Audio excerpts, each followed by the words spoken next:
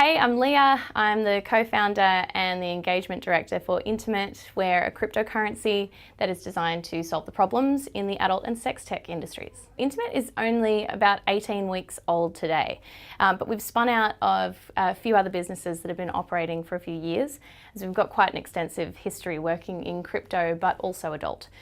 So for example, our CEO, Ruben Copper, he's been working in crypto for the last 4 years, actually introduced the first Bitcoin ATMs to Australia. And he'd also started a company which was called Rende.vu. That came about 2 years ago. And it's essentially like an Uber for escorts. Yep. It's an on-demand online platform where you can book a sex worker. But it was designed to solve a lot of problems in that industry. So for example, for people who may not have booked that kind of service before, there's a lot of problems for both suppliers of the service as well as customers. There tends to be a lot of noise around. So if you're actually a legitimate customer, it can be very difficult to kind of get ahead of the line around people who are sending texts or calling sex workers and don't actually intend to book a service. As you can imagine, that can be incredibly frustrating for the sex workers themselves. Is that a big problem? Yeah, a huge problem. Time wasters, essentially. And the problem there actually comes back to payments. Yeah. So you can imagine, I mean, any other supplier in the world would enjoy the usual security of being able to know if someone's a legitimate customer before they start engaging with a service or intending to deliver that service. This is actually a really deep issue because, taking a step back, the only safety mechanism that a sex worker has to be able to decide if someone is safe to deal with or not is to talk to them on the phone and decide if they sound dodgy. Yeah. So that's a problem, right? Because they end up talking to a lot of people on the phone, many of which may not be legitimate customers because they're not forced to put up any kind of payment validation prior to the engagement. So Rendezvous was designed to address a lot of that. What it does, you can actually browse all the suppliers who are there, like, in the same way that it's only Uber drivers that are out at the moment, it's only sex workers who are online at the moment.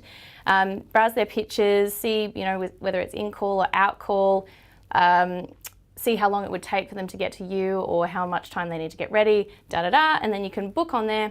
The only catch is that you need to put in your credit card details to validate the transaction. Yep. So that does a lot of good for everyone involved because anyone who's a legitimate customer can actually say, yes, I'm going to pay for this service, here's my payment details, easy. If you didn't have a problem with it, then that's not a problem, not a friction point to be able to put it up there.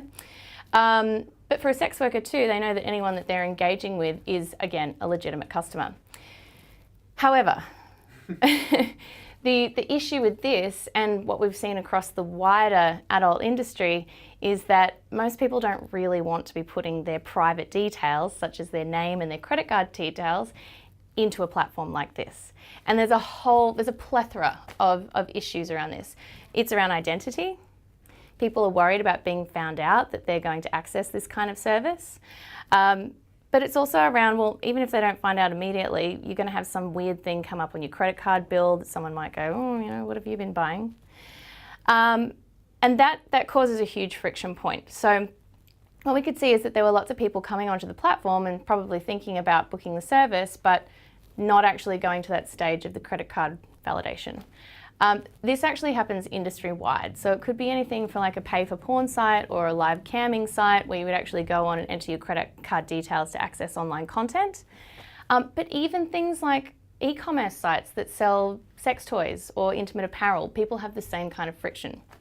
So it was actually years ago that Ruben, our CEO, he had the thought, wow, what an amazing marriage this would make between crypto and adult.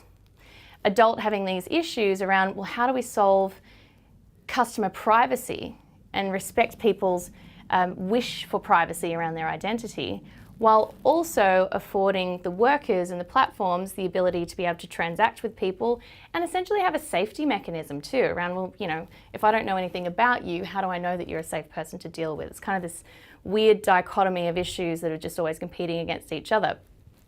Crypto being an amazing technology which can afford people the right to be able to transact privately, also be able to facilitate payments and transactions, of course, but then as a third layer on top of that, be able to build in an industry-wide trust and reputation layer on top of the blockchain. And what I mean by that is that as you transact with this network, you can actually start to build up reputation and have incentives to be a good actor on the network. Same sort of thing as eBay, where you've got top sellers that earn more stars, or Uber drivers who are working really hard to get more stars on their profile. Although this is not governed by one central organisation like Uber or eBay, it's an industry-wide currency with trust and reputation built in.